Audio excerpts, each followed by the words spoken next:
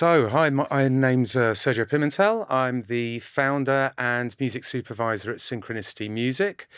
This is my 24th year in the world of sync and music supervision.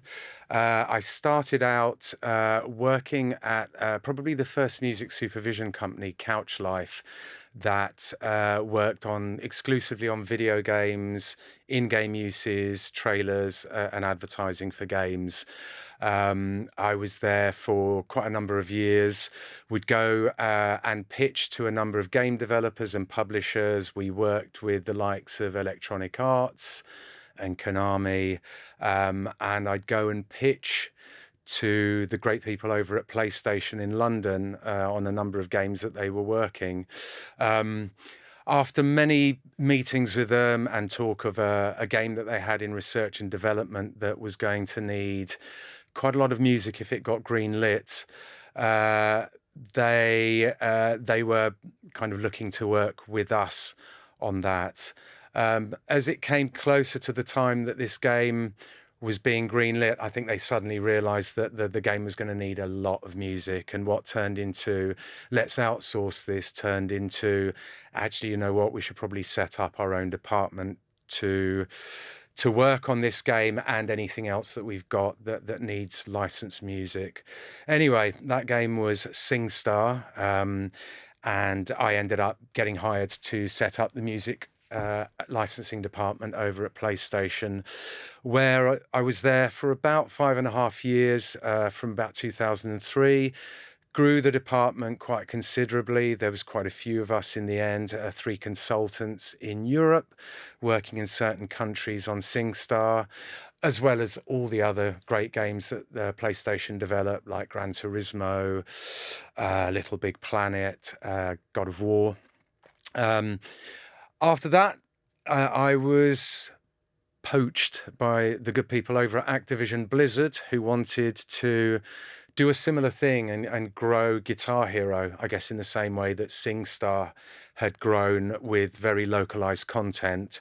So I went over to Activision Blizzard, again, set up the department over here in London, and got the great chance then to work on some amazing games like Guitar Hero, DJ Hero, where I also got the chance to do some kind of brand ambassador deals with some DJs, as well as music supervision, and Call of Duty and a lot of the other great titles that those guys develop and publish. Following that time, I ended up setting up a music supervision company prior to Synchronicity, so this would have been about 12 years ago, with some old colleagues of mine that ran a music production company that focused very much on video game scores. They had a studio over in Oxfordshire, and when they knew that I was leaving Activision Blizzard, they were like, well, look, why don't we set up a music supervision arm to the company? You can run it from London, ultimately, where a lot of the labels and music publishers are, and a lot of our clients were in London as well. So we did that, and then following that stint there, I spent 4 years working at Big Sync Music, who were the mandated music agency working on all of Unilever's advertising campaigns globally. So Unilever, think of the second biggest spender in advertising globally. You'll find most of their products in your home, in your kitchen or your bathroom. So I spent a few years working on Lynx and other campaigns like that, which is great. And then before setting up Synchronicity Music, which is about 2.5 years ago, should have done it a lot longer than that. I got the opportunity to work at a record label and music publisher rolled into one, which was the only piece of experience I guess I'd never had. I'd always been music supervisor in the middle or working on the client music user side, but never on the copyright side. And it was a label that I loved from its birth, Ninja Tune Records. had the opportunity to go over there and basically work the recording catalogue and the publishing catalogue across all media. Obviously, games was a real focus because of my background, but I did a lot of advertising, and interestingly, did a lot of film and TV from a kind of copyright owner side, which I'd never really done before. And that was similar or more similar lead times to games. So a real opportunity to really get creative, which was great. And they were very happy for me to do the music supervision stuff on the side. So those two kind of went hand in hand, and we were doing that. And then I finally got that last piece of experience. So I've now, if you pardon the analogy, I've sat around every part of the dinner table, and I guess a work as a supervisor who's got that kind of experience is, again, pardon the analogy, is to make sure that everyone at that dinner party has the best experience. Really, you want them to come back for another dinner party. So, if everyone's happy, the copyright owners, the client, the artists, the writers, you get the best work when all the people around that table are kind of happy and no one feels like they've been compromised. Right, so I guess the role of a music supervisor, and for this I'll talk about the role of a music supervisor in the video game world more, video game trailers and video game adverts. So the music supervisor tends to sit between the client. So, our clients can be anyone from the developer of the video game, or it can be the publisher of the video game. So examples of video game publishers: Electronic Arts, Konami are video game publishers. They make games across all of the platforms and consoles, so they're kind of independent. I guess third party, if you like. You've then got the first party, so the likes of PlayStation, Microsoft, Xbox, and Nintendo. They will have third-party developers not owned by them developing games for them, but they'll also have first-party developers that they own working for them. With advertising and trailers, I mean, with us, we tend to deal still with the games publishers and the developers because that's who we have a lot of the relationships with. They might bring in the trailer house for us to deal with as well, or the agency, but we're generally dealing with them. I get the impression that with many others, they might be dealing directly with the trailer house or with the advertising agency working on the campaign. So you're kind of sitting in the middle of all of these kind of stakeholders, I guess. If we're looking at in-game music use, I mean, take me back to my days at PlayStation, where we'd often have artists or people from the music industry that we'd heard were interested in working in games, maybe doing a score for a game, and we'd invite people in. So I remember in one particular case, we had some people in, and at the time, the studio was working on a number of games, but one of the main ones was The Getaway Black Monday, which was the sequel to The Getaway. It was kind of an action game based in London, kind of very gangster, set in the real world, kind of an open sandbox type game, a little bit like Grand Theft Auto, where you could drive and run about in London. They kind of recreated London. And I remember we were in this open plan floor where there's probably about 70 to 80 people on that floor, all working on this one game. And I think someone said, "Oh, what's everyone doing here?" It's like, this is just one game, so those are the programmers over there, and that's the producer on the game, who's basically the person responsible for knowing exactly what's going on across all the disciplines, and is responsible for the budget. So you're kind of sitting in between those that team, and I guess probably your main contact will probably be maybe a producer and an audio manager or an audio director working on the game. And then you're also sitting in between, depending on what you're sourcing music wise, but if it's commercial music, it'll be the record labels and the music publishers. So you'll be dealing with the synchronization departments within the labels and publishers. Those are the departments that are responsible for licensing out their music into different media.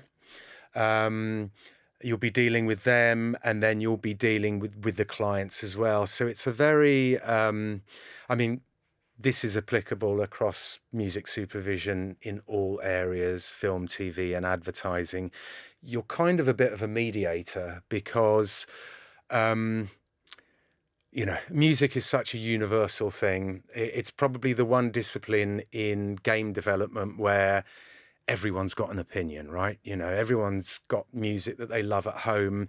You don't often get a programmer going to another program and saying, or someone going to another program and going, what language are you coding the game in? Oh, you don't want to code in that language, you want to code in this language. But everyone has their favorite music, favorite bands, favorite artists. So, if you're working in a development team full of 70 people working on a game, you can be guaranteed that each one of those will have an idea of what they think should go in the game. So you're really having to mediate that. So let's start from the very beginning of a game, okay? Generally, so taking back to us now, okay? So we'll have a client come to us with a game that they're working on. Often, if you're kind of engaged nice and early, which is the best thing for a music supervisor. The more time you have, the better, the more creative you can get. But it'll often start, so a recent title we've started looking at that's being developed out of the US, it's an action game. When we first looked at it, there was nothing but a concept document, basically a PDF with a very top-down narrative of the game, a few of the locations, a few of the main characters, and that was it. Maybe a little bit of artwork from the artists and the designers, just to give you a feeling of the game. There might be, usually there's a presentation, a deck with some extra information on there, the target audience, any influences that they've had from other media. Often there are influences from film and TV and sometimes music. And so you start with that. A little bit later on, you start seeing some visuals. So, the second thing we saw in this case was a vertical slice, which is essentially in the gaming world, a short demonstration. It might be a level, it might be part of the game, but it's a slice of it that's done quite decently so that the publisher of the game can actually see it working and see how it's going to look. So it's relatively polished, and we saw that only a few months ago. So on a game like that, we're involved in licensing commercial music, but in this case as well, we're also going to be involved in working with the audio director to come up with ideas for composers, or it might be recording artists or writers to do a score as well to go with it. So from there, our role really is to kind of get under the skin of the game. So, all of these concept documents, as much artwork as you can get hold of, any visuals that you can see, if there's any working demos, then again, and you're working very closely with usually the producer. In this case, on this game, there's a creative director working on it, so we're working very closely with him. And the producer, who's amazing, she's super, super great. And then it's really, so what we're doing at the moment is there's a specific time that the game is set in. So a lot of the commercial music will be from that time. So at the moment, we are doing a lot of music searches. So the team over at Synchronicity are looking at the kind of all the parameters, target audience, this time that the game is set in, a little bit about the game, and just doing music searches to see, songs that might work for the soundtrack. So we tend to do those in batches. We'll do a music search. We'll then fire off lots of ideas to the team. So at the moment, it's really the creative director, the producer, and the audio director. And just kind of coming up with, as I say, this title is about 3 years away from release, so very, very early on. We're just putting, I guess, wish lists together of songs that we'd like to go for. Once those have been greenlit, then is the part that I enjoy quite a lot, and I think some people hate this, but it's trying to find out who owns the songs. So it's finding out who owns the recordings, and that could be a record label. Often, if it's commercial music, there'll be a record label behind there. In this day and age where artists are able to DIY themselves, it might actually be contacting an artist direct, and dealing with them. They might own their own recording. And then that's probably the easier side. It's when you're trying to find the publishing, and particularly the different publishing splits. We're working on a title at the moment that, I have to say, in my 24 years of being in this world, have got the most complex publishing splits I've ever come across. Just in terms of, some writers are just very, very difficult to find. They're unpublished, they're unmanaged, so they've got no management. And in some cases, it's almost like they don't exist. We spend a lot of time, if people are not on a label, or if they're unpublished and there doesn't seem to be anywhere to find, they don't have their own website, we spend a lot of our time stalking people on social media, on Twitter, on LinkedIn, less so on Facebook, even on LinkedIn.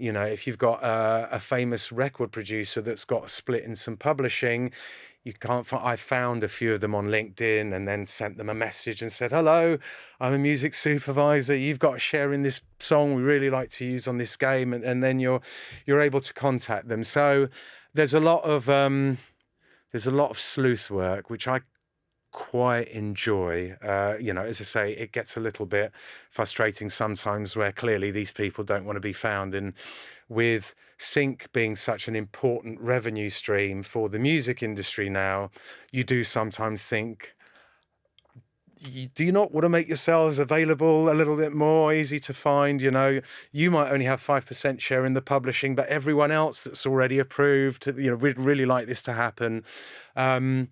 So yeah, at that point then, it's very much a spreadsheet kind of work. A lot of research goes into it. Recordings, generally, a lot of the streaming platforms, if you go into those, because a lot of those deals have been done over the last few years, they're usually a good place to go to find out which is the record label that you need to contact for a particular recording. And then on the publishing side, usually a lot of the research we do are on the performing rights organisation databases. So over here in the UK, we use the MCPS PRS database, and generally you can get, you're dependent on a lot of these databases being up to date, which most of them are pretty good. I guess the newer a song is, the less likely it would have been fully registered on some of these databases. So then comes the proper sleuth work, and it's trying to find who owns what. You might find in one case that a particular publisher on the PRO database is quoted as having a writer. You then contact that publisher, only to find that they've just lost that piece of repertoire and that writer's then left. Okay, do you know where they've gone? No, we don't. And then you're kind of back to square one, and you're, hopefully the publisher that have just lost the rights will put you in touch with management, and then you can find out who they've signed with. So that's where a lot of the time is taken up. You're then researching the ownership. After that, And when you know, generally then it's beginning to start the whole licensing process. And then you've already got this information from the producer and the team working on it even before that stage, whereas the budget that's available for the music. So, what budget will it be available for any licensed commercial music, and any budget that might be available for a score, a bespoke piece of music or the entire score for the game. And I guess when you're looking at score or bespoke music, you have to factor in two things to the budget. There's obviously what you're paying the composer, the producer, to write that piece of music. But for example, if you're working on a kind of a fantasy action game where generally don't tend to hear much commercial music, so take a game like God of War, it's a lot. It's very much kind of orchestral score with kind of choral vocals in there. So there's not much commercial music. Obviously, if you're going to record an orchestral score, it's going to sound so much better with a live orchestra. So you need to build that into your budget. If you've got a finite budget, you've got so much for the composition side of it, but then you need to make sure that you've got enough to go into a studio. And I've had the pleasure and privilege to record scores for games at places like Abbey Road Studio One, with like amazing full orchestras over there with amazing players. So you have to factor all of that stuff in. Then at the point that you start, you're ready to kind of start licensing. It's about really working with the team, and usually then there's someone from the legal department over on the game side who sort of basically say what uses they need to be included in what becomes the deal memo finally, which is usually a one-pager, maybe 2 pages at most. It's pretty short, a short form piece of paper with kind of the major terms in there. On the game side, the stuff that generally appears on there is the media that the music is being licensed for. Generally, it will be all platforms, so that covers a lot of the consoles, PC. If there's any promotional use included in that deal memo, so you've got the in-game use, and then you've got some promotional use that is usually carved out as being not out of context advertising. So the type of stuff that usually you can include in an in-game deal memo is some promotional uses that are deemed to be in context. And by that I mean an area for marketing that's become more and more important over the last few years for games companies, certainly with social media, are, you've got YouTubers that now are up there streaming games. Other platforms, I guess, like Twitch as well, where you've got, a lot of streamers kind of showcasing new games. They've got a lot of followers. So this has become an area really great for marketing. If you've got a streamer who's got tens, hundreds of thousands of followers, viewers, then you want them to market your game because they're going to be reaching a lot of gamers in those cases. Or it can be an Instagrammer who, again, will sort of stream themselves playing the game. So when we say in context, it basically means that license will cover for any use where maybe one of these people is streaming themselves playing the game. So the music on the stream appears as it would do if you're playing the game in context, versus out of context, where usually there are separate licenses, a lot more money involved in that. And a great example of that is taking lots of edits from the game and creating a new film with lots of edited slots and then editing a piece of music over that. It's not in context anymore because you've edited lots of clips together and the music's sitting on top of it. It never appears like that in game, so it's out of context. So anyway, you work with the team, put the deal memo terms together, make sure that everyone's happy and that you really have covered everything. I say that because if you haven't covered everything and you've got the deal memo out with the budget, it's always difficult when you go back to add anything else after that. It's always difficult to do that within the budget that you've already got. So it's very important to try and, for the client, the game company, to sort of put down as many of the uses as they think they may need. And as I say, we've kind of generally covered all of them really that come up. It's in-game use and then kind of promotional uses around the game in context. There might be something in there about and I guess more so in this day and age where a lot of games companies are now releasing game scores, more original scores rather than licensed music from video games. Although Rockstar Games used to release box sets. So I think the one I remember really well that I really wanted a copy of, but I never managed to get my hands on, was the Grand Theft Auto Vice City box set, which was music from the 80s, which probably the only decade of pop music that I truly love. And it was beautifully put together packaging. But generally, there's a lot of very cool record labels that have come up over the last 8-9 years that exclusively put video game scores out on like very cool limited edition vinyl with beautiful covers, and a few that do games and kind of B movies, kind of cult movies as well.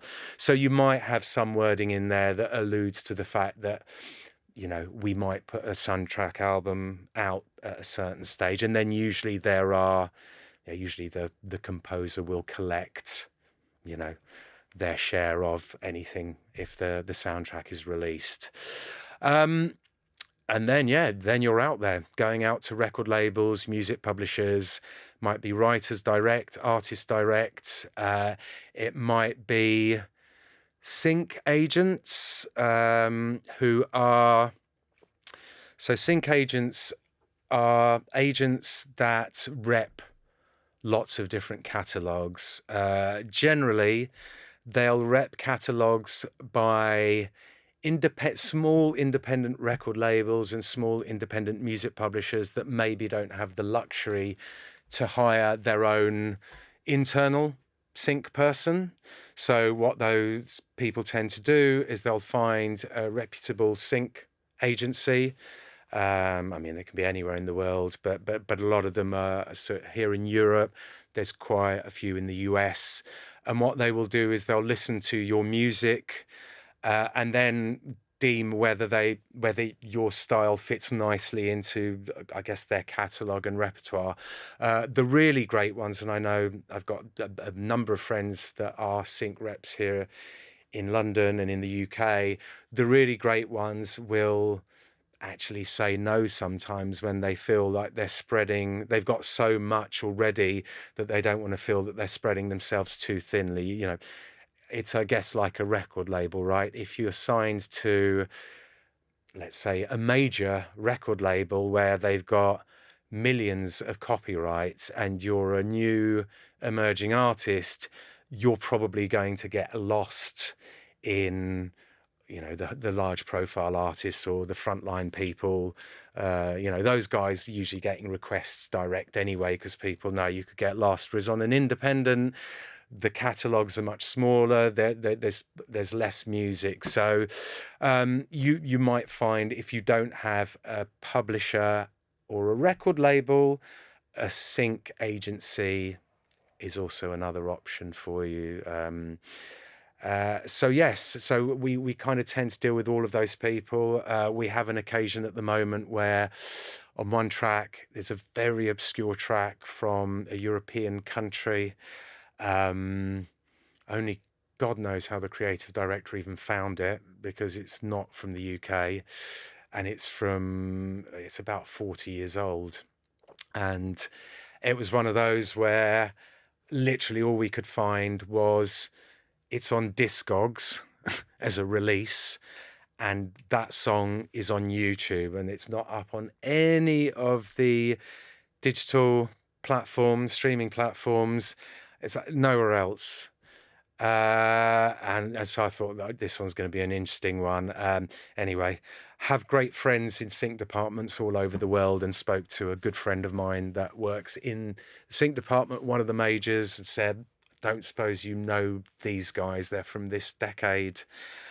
And he said, leave it with me. 2 hours later, got an email with a mobile phone number for this guy from the band who's not on email, doesn't have a record label, owns his own recording, doesn't have a publishing deal, so owns the composition as well, and hasn't got a clue about licensing in the sync world, but does speak English. So when you're ready to call him, and just be very careful and explain everything. So yeah, you occasionally have occasions like that where you're really having to take everything, really explain things very carefully, and there's a good reason we haven't contacted them yet, because if you contact them now to the time that we're actually going to need to license the song, there's going to be such a long period of time, and if he doesn't understand our world, the worst thing would probably freak him. Oh, where'd they disappear to? So you know what, we're putting him on ice, and I'll probably call just as we're beginning to actually license the song for it. So that's the kind of going out and then finding people and reaching them. Then once the approvals start coming in from the labels, the publishers, the writers, the artists, through managers, through whichever way, even directly, then it's really a kind of it's an admin job, really. I hate to say this for anyone that's wanting to get into music supervision, to think it's all really sexy and going to gigs the whole time and doing lunches with clients, but it's a lot of sitting in front of spreadsheets and tracking approvals and looking over approvals via email. You know, you might get a signed deal memo back in an email attachment, just making sure that everything you've asked for, any restrictions that have been put in there, and just tracking everything very clearly. On the publishing side, making sure that all the publishing splits add up to 100, that you've got all the writers included. There are certain genres that are kind of notorious for lots of publishing splits and in some cases disputes.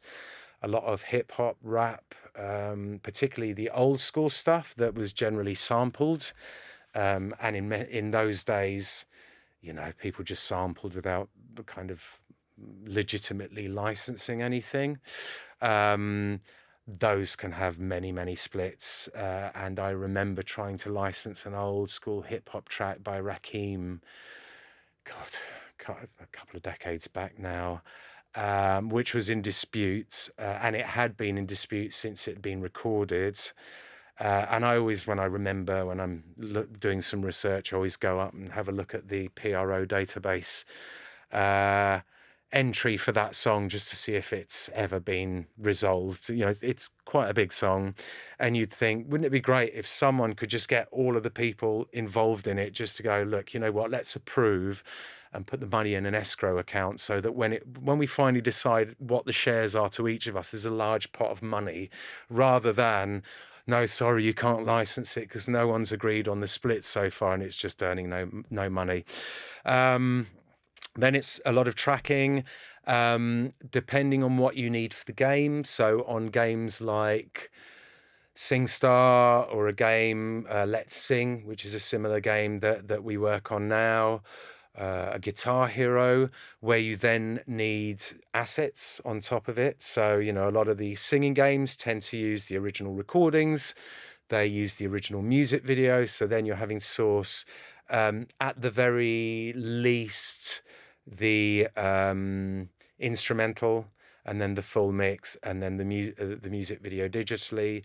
Many of these games will have the album or the single cover in the song selection screen, so you're then also licensing that artwork.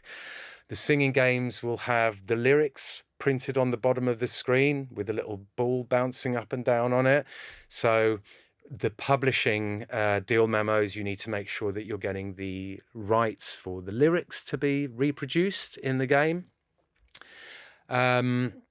So yeah, then it's approvals coming in. You're requesting the assets that you need for the game.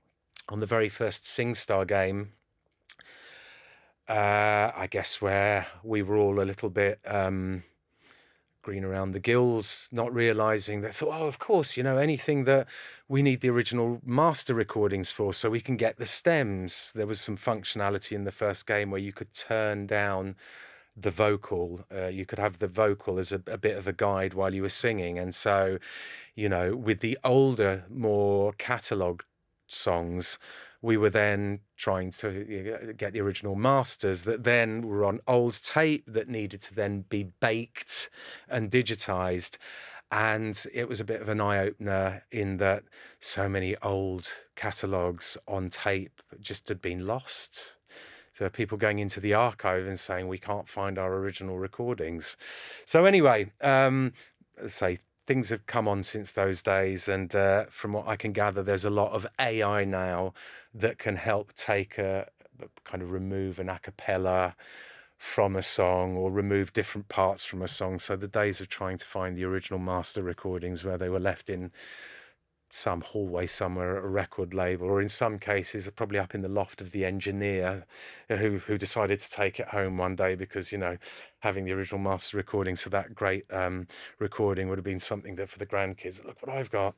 And then after that you are then collating the assets and passing them on to the development studio, who are then integrating the songs into the game. And depending on the type of game, a commercial song might be put into the game in a cutscene, maybe where there's a radio playing in the background in the cutscene, and it's being used kind of as a narrative to help the narrative on. Or if it's a racing game, it'll be playing, maybe on rotation with the rest of the soundtrack whilst you're racing around Silverstone in your Ferrari. Or a lot of games more recently have got kind of interactive music. So video games have got video game audio engines now, which generally, depending on what the player is doing on screen, will activate different stems from the mix. So if you take a commercial track, like a recorded track, it will, depending on what the player's doing. So for example, if it's a stealth mission and you're sneaking around a warehouse, say, the engine will say, right, well, this is a stealthy mission. We want the music to come on, but we want the more ambient parts of that mix to come on to kind of show that it's quite stealthy. So then the game engine will only activate the more kind of minimal parts to the mix. When you get seen, then the game engine says, right, you've been seen by someone, so we want the music to be a little bit more frantic now. It's giving the player audio cues of what's going on as well, at which point then the game engine will start to activate more of the stems in that mix until ultimately you've got the full mix playing on there. But essentially what the game engine does is remix the song on the fly, if you like. So when you're dealing with a composer for bespoke music, it's very different to creating a piece of music with a beginning, a middle, and an end, because you're composing a piece of music that's going to be remixed on the fly by the game engine, depending on what the player's doing. And I think probably that's one of the reasons why great composers from the film world and some really huge recording artists have wanted to get into scoring for games, because I think for them it's a new process of writing and creating music, so that they want that challenge as well. There was a really, really great, we didn't work on it, and I sadly didn't work on it while I was at PlayStation because it came out much later, but there was a Little Big Planet game that came out only a few years ago where there was a lot of commercial music on there, and they were able to get the stems, and depending on, it's like a platform game, Little Big Planet, beautifully done, and depending on what the player was doing, it activated different parts of the mix, and it was great to watch, artists like Madonna sort of having the stems for that sort of being activated. It was, done really well. So then that's the music then being integrated into the game. And then I guess the final part is once everything is done, depending on in-game stuff, probably less so, because the labels, the publishers, the writers, the artists have kind of been told what's going on in the game. They might want to have a look if it's a cutscene. They might want to have a look at the music to that cutscene to see it. But generally, in-game stuff, once it's done, it's good to go. Where usually you need to, once it's done, you need to then just send it over for kind of final approval, tends to be trailers and ad campaigns as well. So you might then at that point need to send the final film, the final trailer, the final campaign with cut downs over to the label and publisher, just so they can kind of see how it's finally ended up in the game working. And then after that, our job really is to start collating agreements, licenses from the record labels and the music publishers. So generally contracts that stipulate the major deal terms that you had on the deal memo at the beginning, but the long forms will also have a lot of standard language that the label and the publishers will have in their contracts. And I guess the bigger the label and publisher, the less likely you're able to kind of negotiate any of those kind of long form standards clauses in there. With an independent, it's possibly a little bit easier. But then a lot of the majors have grown over the decades by acquiring catalogs. So, I guess with that in mind, they're acquiring lots of catalogs. In some cases, the original contracts for the catalogs that they've acquired are kind of not readily available. So you often see a lot of wording that it's just a lot of people covering themselves for certain things. And then it's just, getting those ready for signature, both on the music side and on the client side. And then other than that, they're kind of slightly peripheral things that a supervisor in the gaming world might do, which is look at sort of other opportunities, kind of cross-promotional opportunities. If you've got a song from a new artist, from an established artist who has a new album coming out around the time that the game's coming out, and you've got the first single from that new album on your game, with the kind of lead times that one has on games, I guess you've got great opportunities to work with the marketing departments of the record labels and try and do something a little bit cool that hopefully will help both products to cross promote each other. So when the single and the music comes out, the gaming company are doing something for the game which kind of helps that whole campaign, and vice versa.